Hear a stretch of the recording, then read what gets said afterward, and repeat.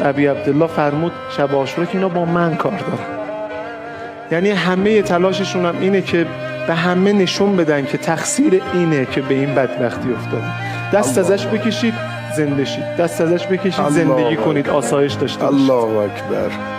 من استفاده خودم باید اینجوری بکنم، حق ماجرا رو باید اینجوری ادا کنم. چند مدت پیش حاج آقا خاطرتون از آقا فرمود همه این دعواها برای اینکه بگن این انقلاب اسلامی مقصره، دست از این انقلاب بردارید، خیالتون راحت، برید کیف دنیا رو بکنید. والله غیر از این نیست.